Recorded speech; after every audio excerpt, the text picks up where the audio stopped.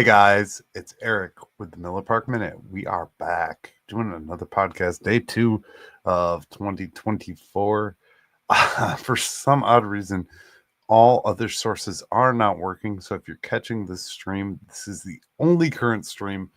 You can go back on the YouTube and watch, but currently we do not have the other assets and the other places available to watch. I will be working in the next 24 to 48 hours to get all of them operational. But bear with me, there's some technicalities. So right now we are just currently on YouTube. We are on Spotify and Apple Podcasts and all those sources. It's just a matter of connecting them and figuring it out. For some reason, passwords aren't working. I'm not able to access what I was accessing before to put my podcast on. So if you're catching this stream or catching the YouTube videos, that's where we are for right now at the current moment. So my apologies. If you want to listen to the audio, unfortunately, it is not yet available for download. That being said, let's get into the episode where we throw strikes, we get likes. This is the thing we do here. We are recording live nightly now. Again, back to what we used to do. And it feels good to be back. I've had a lot of positive feedback in the last 24 hours since I recorded last night's episode. So we've got a lot to talk about. I got back into the weeds. But the breaking first thing we are going to chat about today is the Brewers acquired a pitcher. We acquired Grant Anderson from the Rangers. The Milwaukee Brewers have acquired right-handed pitcher Grant Anderson from Texas for minor league left-hander Mason Molina on Thursday. The trade followed the Rangers' decision to designate Anderson for assignment. So he was a DFA guy. We picked him up. He went 0-1 with a 8.10 ERA, 1 save, and 23 relief appearances. Last season, he struck out 29, walked 10, allowed 11 homers in 26 2/3 innings. While pitching for AAA Round Rock last season, he was 3-0 with a 2.93 ERA and 1 save in 26 appearances. It sounds to me like this guy is one of our going to be one of our project type arms for the future. He is going to be one of those guys that we try and fix with our Brewers bullpen magic and our magic that we like to lay down, I guess is the best way to put it. So I think that's an arm that we will be working on.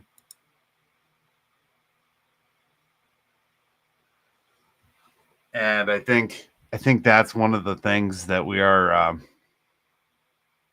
it's just another bullpen piece. It seems like there's an endless array of signings. I mentioned that Pannone guy is back with us. We'll see where those all go in the long and short of it. I don't think that it is like a major league roster type move. I think it's just a guy that's going to be in the minor system. Who knows? We may not even see the guy, which is fine. I mean, that's fine at the end of the day. I like to read and I like to research topics for the podcast. And I think we all well know that CC Sabathia is one of the names that is currently on the Hall of Fame ballot. Other former Brewers to join him this year are Francisco Rodriguez, CC Sabathia, and Curtis Granderson. I think CC's got the best shot on first ballot. I don't know that K-Rod has done enough. I guess that's one it's a wait and see for sure. Curtis Granderson has played 2,057 games in the majors, and only 19 of those were with the crew. He did have some moments. He did have some key hits in that run. So I think that'll be an interesting one to watch. Curtis Granderson, a strong veteran. CC, I think, is a no-doubter. But again, it all comes in time. We will know. None of these guys are going to the Hall of Fame with the Brewer cap on, so that is what it is. There's another article in there talking about potential breakout players. Let's cover this because I think that's important to see what big media says our potential breakout player is. So this is an unknown name to me. If you know it, props, because I don't know deep into the farm system. It is Bryce McCage, number 16. It sounds like he's number 16 overall prospect. Cold weather arms always seem capable of breaking out in the pros, and this year's second rounder, a New Jersey native, ticks a few other boxes, as well as his mid-90s fastball, above average hard slider, solid curveball, and changeup. McCage can experience command trouble stemming from the effort in his delivery, so something Milwaukee will likely focus on in his first taste of the minors. So McCage is our player to watch. I know nothing there. I don't know anything about that one, so we'll wait and see if that name resurfaces. We see a lot of these. We rifle through a lot of these names for the minor leagues, and a lot of arms are down there. So who knows? Who knows? That pitching lab can do magic things. It's revitalized a lot of our guys and kept a lot of our guys relevant for a very long time. So that's something to say. That's something that I can appreciate.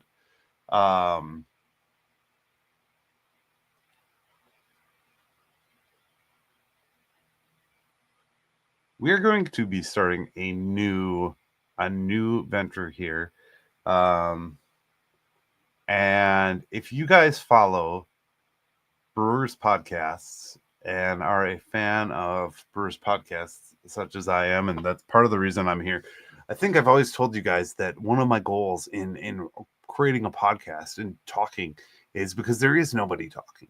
And the services that we do have available to us as Brewers fans, as fans of this, are very condensed.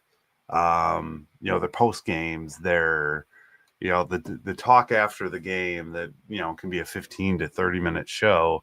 There's another big name podcast that's one of the main Brewers podcasts that if you cut the episode down, it's probably about 10 minutes of actual content and contradictory content at best. It's had a couple different hosts over the years. Dominic, who is actually one of my favorites to talk to, just because of the way he has outlook and stuff like that. He actually started with this show called Locked On. Yes, that's right, ladies and gentlemen, I am talking about Chuck. So our new segment is called What the Chuck. If you've listened to any amount of podcasting and Brewers talk, he is the most contradictory figure in the podcast realm right now. He makes one statement and then will contradict it in the very next breath. He is always known to be down on the Brewers. His podcast just rips left and right. One day he's high on Sal Frelick. The next day he's saying we need to trade him.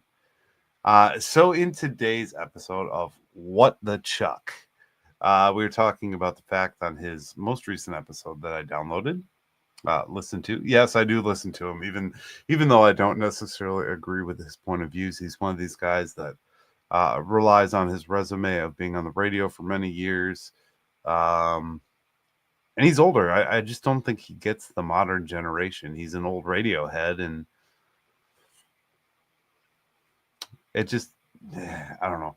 So he talks about the disappointment of Sal Frelick and Garrett Mitchell.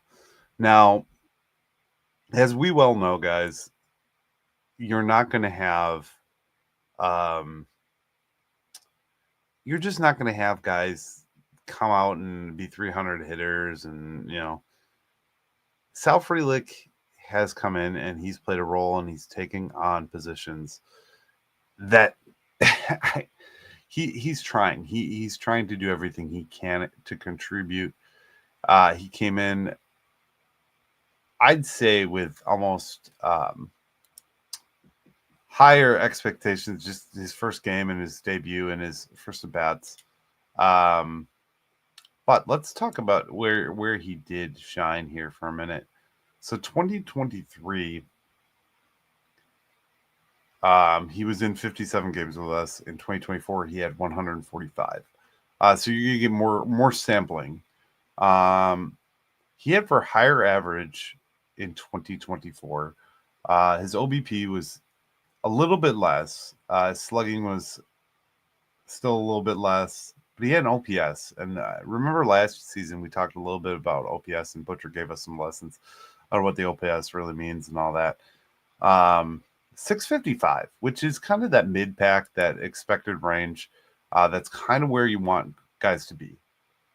Now, as I said, his take has been wild on this guy. His take has gone anywhere from trade the guy, I think he's the first guy we should trade, to, oh, I'm in love with him. You know, it just depends on the moment. Same with Garrett Mitchell. Now, we can reserve judgment on Garrett Mitchell because Garrett Mitchell hasn't really got full time with the crew. Garrett Mitchell has been paraded as a guy that's got a lot of tools and is going to be a great major leaguer. But unfortunately, we just have not gotten the opportunity to see a full season of Garrett Mitchell. 2022, 28 games, 23, 19 games. Last year, supposed to be full-time, 69 games. So we've got about 116 games out of Garrett Mitchell. There's a lot of upside and a lot of space for Garrett Mitchell to actually come into fruition here for the crew. I don't think the story's over with him. And you know, he's looking at a career OPS of 806, which is way deeper into that good mark. If you want to get into that, batting average is down there, 255, 264. 255 was last year, 264 on the career. He came in with a 311, but I mean, again, that was a 28 game sample. So I don't think you can judge somebody on a 28 game sample. If you look at career wise over, and he's only played 116 games, so that's not even a full season worth of major league games. He really just hasn't had that time or that opportunity to break out. He's slugging 463. OBP is 343. So not banner here, but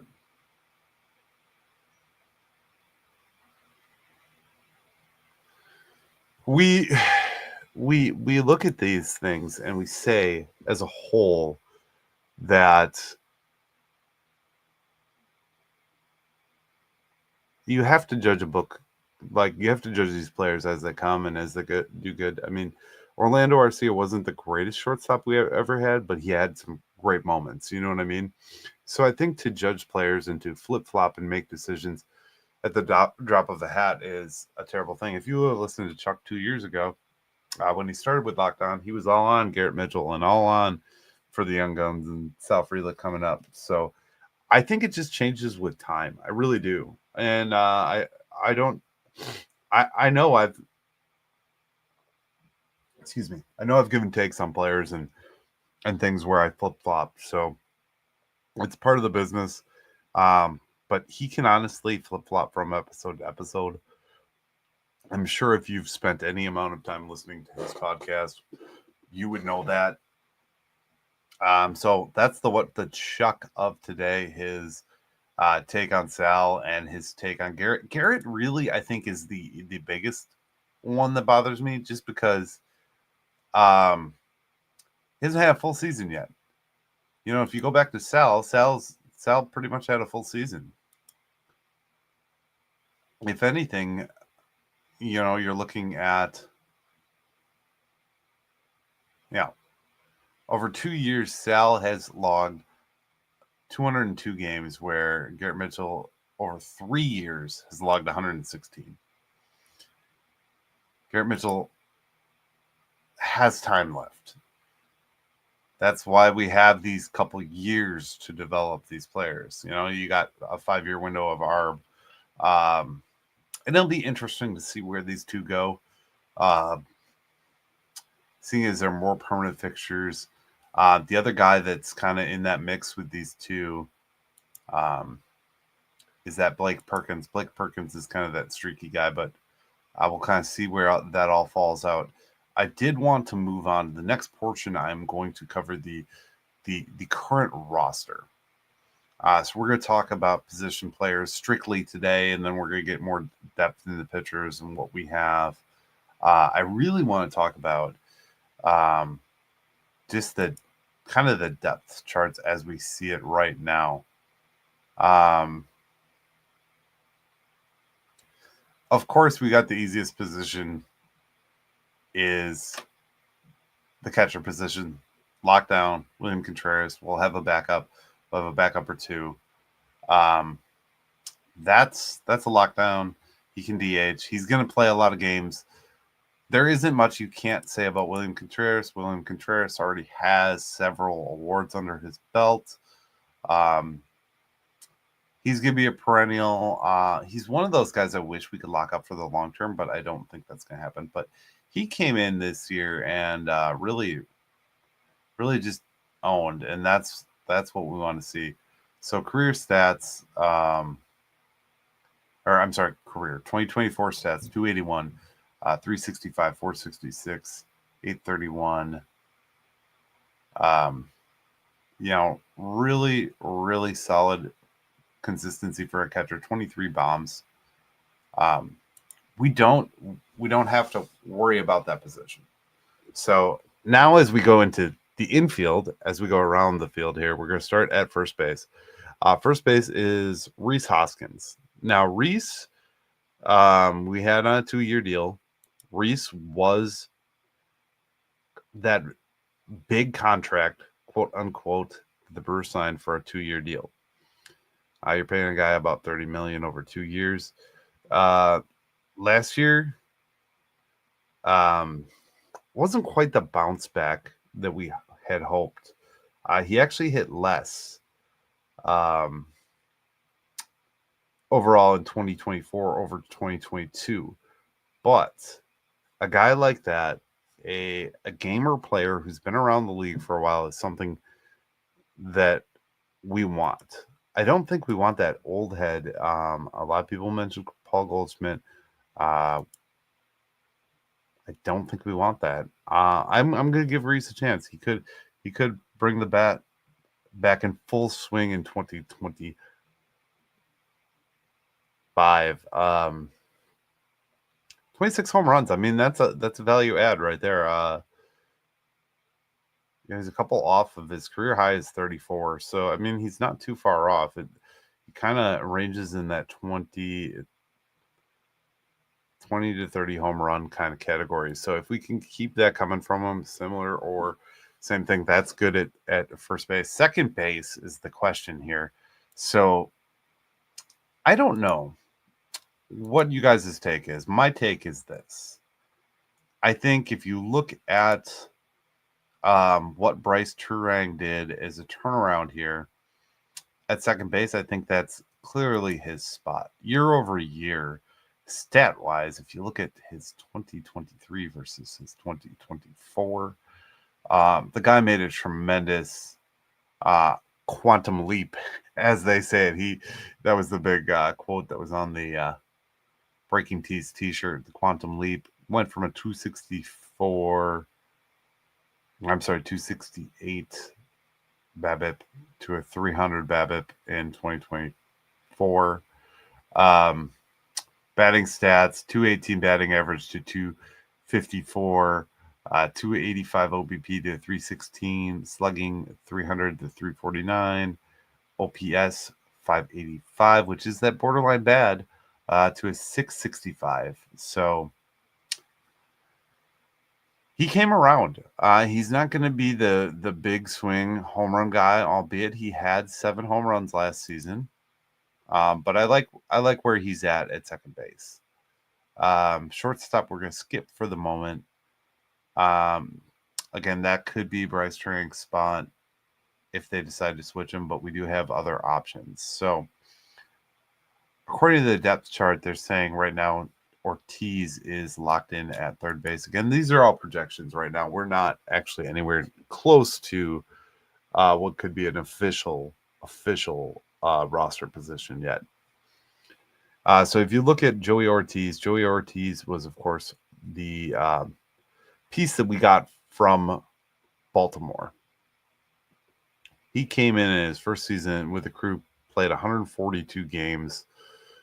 He batted 239, 329 OBP, slug 398, and 727. So he had a little bit better OPS as a Brewer than he did. Overall, his stats went up from 2023 to 2024, and that's a lot of times, as we saw with Turing, that's what they do. And I think if you lock him in at third, we could always try a couple. We have quite a bit of depth, but he could also play short. So, and it depends on the move too. I mean, we're not totally done. I don't think the free agency is done by a long shot. There's still some third base and shortstop options out on the market right now. Right now, they are penciling Joey Ortiz as shortstop.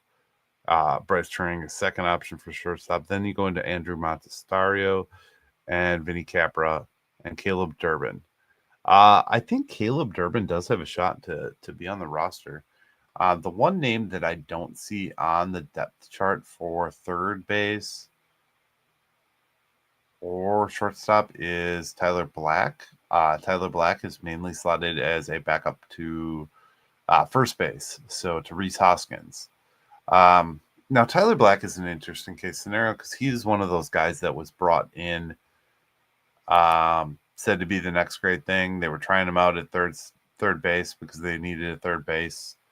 And I think that's kind of just one of those things that they're going to do no matter what, guys. They're gonna kind of position these players all over the field and try and find them the best spots. So Tyler Black came in and played in 18 games for the crew. I didn't think it was that many. Wow, 18. Okay. His average is 204, 316, slugging 245, and 561 OPS. No home runs. Really just a small sample size so far in the big leagues with the crew. And I don't know. I don't know what that's going to turn into. If maybe he's played in the Arizona Fall League. I really don't track that Arizona Fall League. It's just not something that I get too into because it's not a lot of names. But if we go out to the outfield, we've got our list of more familiar names. Of course, left field, Jackson Chourio. Second to that is Christian Yelich. Jackson Chourio, albeit he slumped for the good start of the season, really came on, really showed himself to be what we needed, that star of the future. Played 148 games for the crew last year. Batting average 275, 327 OBP, slugged 464, and had a 791 OPS. 21 home runs in his first season as a Brewer. Walked 39 times, 145 hits, a couple triples. Really, overall, was a great spot, especially with Christian Yelich not being as solid last year. Well, being hurt, I guess, is the best point. Center field, they got Garrett Mitchell slotted in at number one. Garrett Mitchell, like I said, haven't seen a full season. We haven't even seen a full season worth of games of him in the majors. So my jury's out on him. I still want to see him play. I still want to see him his stride. Sal Frelick is coming in at right. So I think I would assume if this is looks at the depth chart, you would say DH is Christian Yelich, and it's going to be Christian Yelich. And again, we talked about Sal. Sal is one of those guys that's got a lot of upside.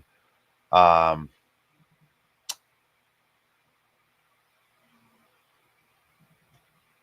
Now, this is his second full season. Yeah, this is going to be his second full season with the crew, so we'll see what he does in that. We talked about the difference in games. Sal's got 200 games. Garrett Mitchell's got 116. I think that major league experience is going to really make the difference for these guys. And I think we're going to see more in year 2 and 3 for both of these two. A name that just popped into my depth chart that I didn't think he was still around. I don't know if he is still around, but Brewer Hickman is still with the crew. Brewer Hickman had really nothing of real excitement in 2024. He didn't get any hits. And he only played in 5 games. No, played in 3 games, had 5 plate appearances, zeros across the board. So we'll see if Brewer gets to stay with the Brewers. That'll be an interesting one. We talked about Sal and Wright. Designated hitters is the old dogs first. You got Reese, Yelich, and Contreras. I think Yelich at this point is going to slot in at that. He's still the secondary face of the franchise. He's not the full face because we've obviously moved Jackson to full face of the franchise.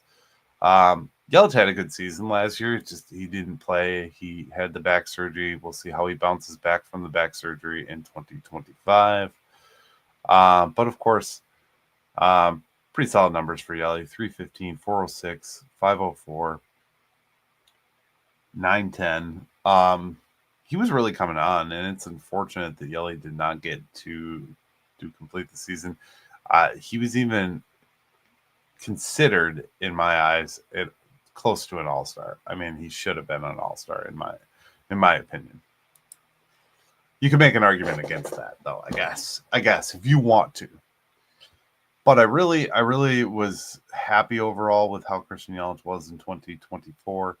I hope to see more advancement. Hopefully, this back thing is water under the bridge and done and over with now. Is there any names on this list that I didn't really talk about? Tyler Black, Haas. I didn't know that we re-signed Haas. Let me look at his moves real quick. Maybe we brought back Haas. I didn't think we did.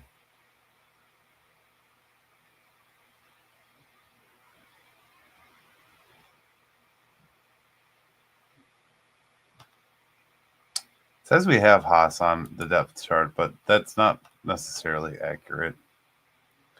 Transactions. Let's look at the most recent transactions.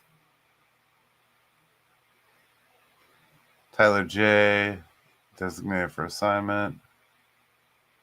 Grant Anderson, who we just got today. Doesn't say. All right. We'll leave it as what it is. All right, guys. So that's a roster. Where the roster sits at this moment. I really think that if we look at this as a whole, it's very much unchanged. It's not that we have made a tremendous difference or a tremendous change with the 2025 roster over the 2024 roster. You are losing, Willie Adames, which is a big piece, which is 30 home runs. But I think if some of these guys progress, if you could get that progression from a Garrett Mitchell, he could be a 30 homer guy. He's a 5-tool player. He's really good. If you could, get a little more production out of Sal Frelick, 10 more home runs, maybe he's not a homer guy, but it's just those little slight adjustments. And if we could fill in another player, maybe a veteran that's been around for a while, that might not be so bad. We talked about the Hall of Fame, right? We covered that. I always enjoy these articles. Guys, I'm a fan of the articles. I always like to go over to my friends at brewerfanatic.com. If you haven't visited, I'm a contributor on brewerfanatic.com. My buddy David is over there doing videos all the time. He's probably got a video up right now about the trade. I like this one. So this is Happy New Year. One prediction for each team. Brewers, Yelich wins NL Comeback Player of the Year. During the winter meetings, Brewers general manager Matt Arnold told a rather gory story of Christian Yelich handing over his phone to show images of his August back surgery. Arnold was shocked by the volume of inflamed tissue that surgeons removed in the procedure, which ended in a renaissance season for Yelich, the NL's leader in average on base at the time. The upside is, after years of navigating occasional flare-ups, he finally got a fix that could unlock some more good years as Yelich goes into his age 33 season. With back injury, there are no guarantees, but Yelich is worth betting on. I like that. That says to me a lot of things. That says that there's good positive progress for Yelly. There's a potential for more progress for Yelly, and maybe that's that unlock to go back to that 2018, 2019 Christian Yelich. That's what that tells me. What do you think? Comment down below. Write a comment. Guys, if you like these videos or want to be a part of this, I do this every night, 9, 10 o'clock at night. If you want to be a part of the live broadcast, you can chit-chat with me here. And I'll be here. I'll be here just to chat and have some fun. That's what this channel and that's what this is about. We're here to have fun. There's a Facebook group, Miller Park Minute on Facebook. Come join us. The SeatGeek code, Miller Park Minute. Support the show on Patreon. Go over to patreon.com/Miller Park Minute. I think there's a subscription service on YouTube if you look down below. I don't know. We're going to keep doing these. We're going to keep talking. That's not what it's about. That's just the normal stuff. Remember to drop a like if you've gotten to this point in the video. I'm playing with time frames this year. I'm gonna try and go for longer, get a little more meat and potatoes. I know a lot of people listen to podcasts on their drive to work or commuting back and forth. So if that's something you guys are looking for more content of, I'm going to try to provide it. So, all right, this is the meat and potatoes, the title track of the episode. The title track of today's album is The Brewers Reach Deal to Remain with Diamond TV Broadcasts. Okay. So many of you know that the Diamond Sports Group and FanDuel teamed up, and if you're watching Bucks broadcasts or whatever, the old Bally app turned into the Diamond app. Or I'm sorry, the old Bally app turned into the FanDuel Sports Network. They got involved.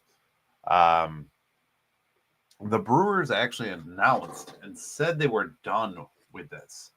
I don't know if you remember, but I don't know if I talked about it yet on podcasts, but there's actually a big announcement, a big deal and big to-do made that they were going to be producing their own content. They were going to go strictly with MLB, using the same broadcasters, everything like that.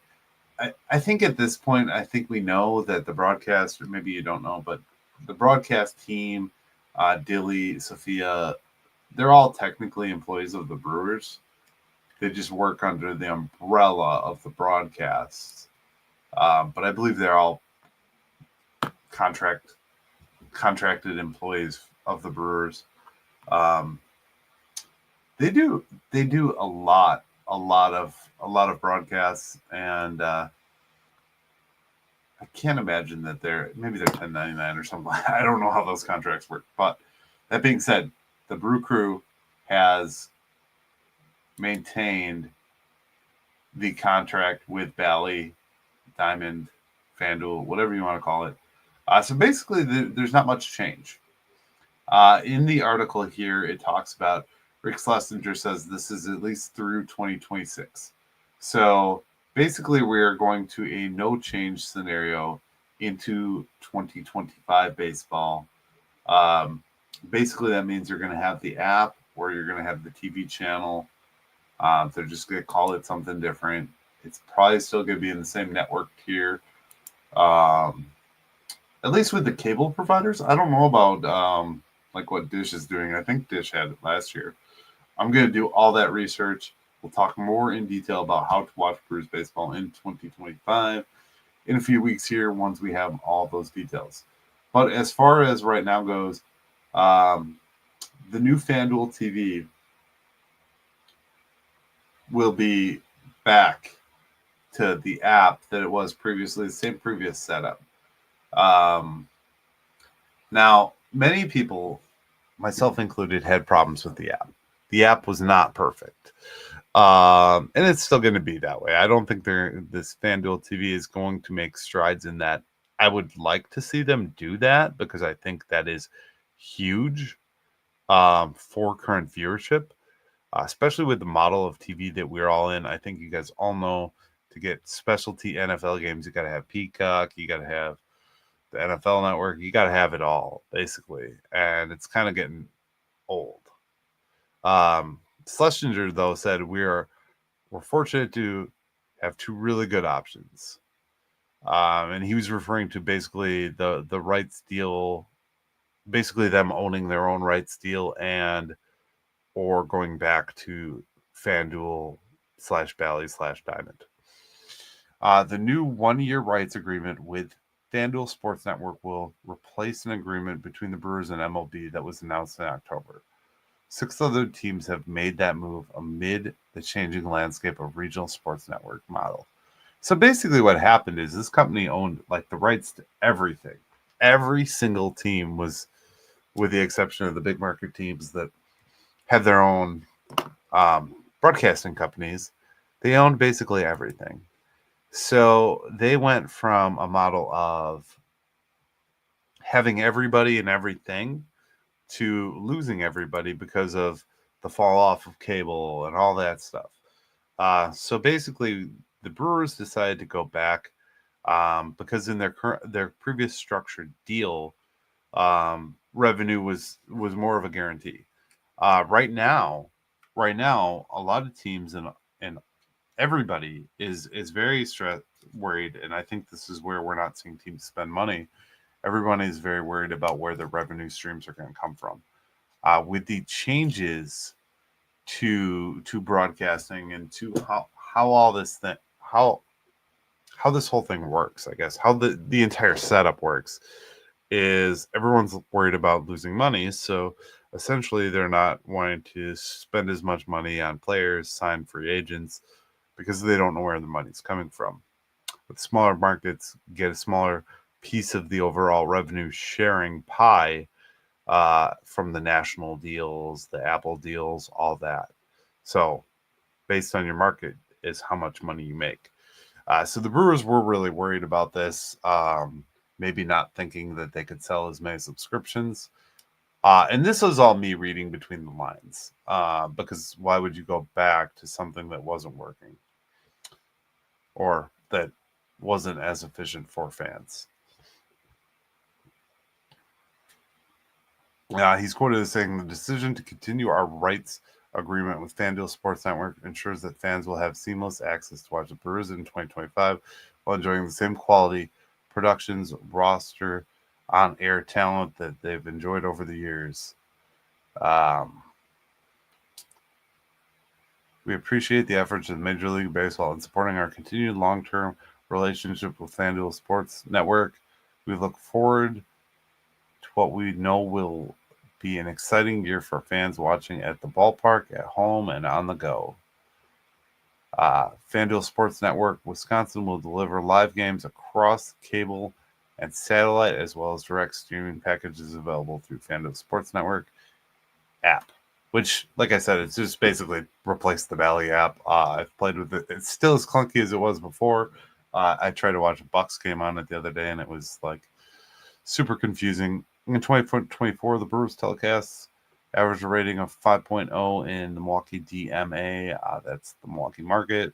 The second highest average rating for any team in MLB,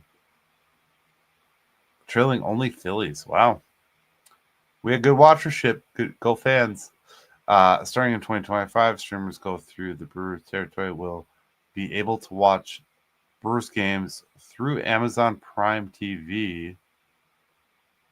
The Brewers. What? Let me reread that, folks. I missed this part of the article, apparently. Starting in 2025, streamers throughout the Brewers territory will be able to watch Brewers games through Amazon Prime as an add-on subscription. Okay, so you got to pay more for it, but you can. Okay, that's going to be useful for that video that I talked about. For even greater access. So they will be a add-on to Amazon. That's interesting. Information about pricing various streaming options will follow. So basically, they're trying to navigate this whole thing. So if you guys don't know, let's see if there's anything.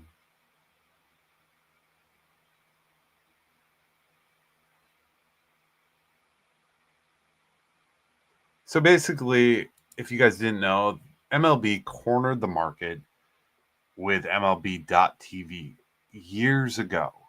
Like first of its kind.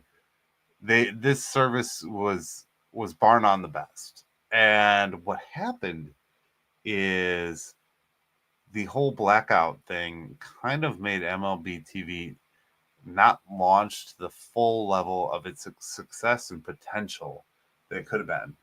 I don't know if you guys remember, but years ago there was actually a package available on cable that was like the extra innings package, and it included everything.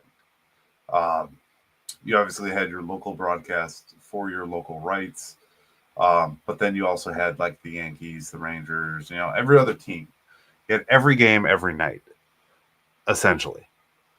Well, because MLB TV was the product, they took away or limited the access to that product. Now, they don't really offer an extra innings or a cable package per se. It's still back end available, but you have to subscribe directly to MLB.TV to get all of this. And then it's streaming, it's through your phone, through your Apple TV, your Fire Stick, whatever it may be, right? That's the model that they want to go to. But because of the blackout restrictions and the rules, they can't do that. Through all of this negotiation, they are going to try to end blackout restrictions.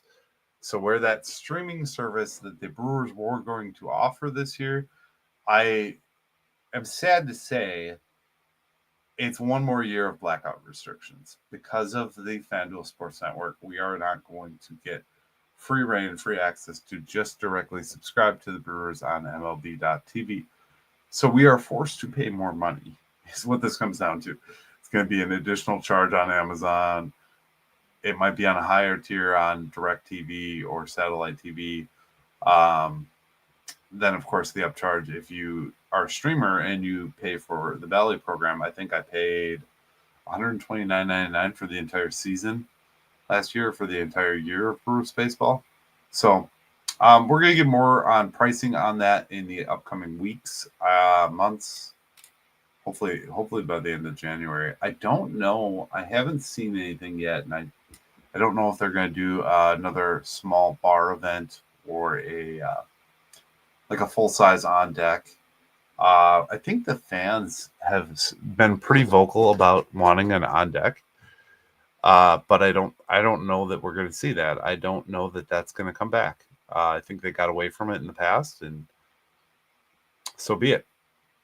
But so that's my take right now on the Valley FanDuel situation. Diamond Sports is still here. We're stuck for another year. We're not going to get a better product for another year unless this FanDuel taking over is a better thing. But at this juncture, I don't think it is.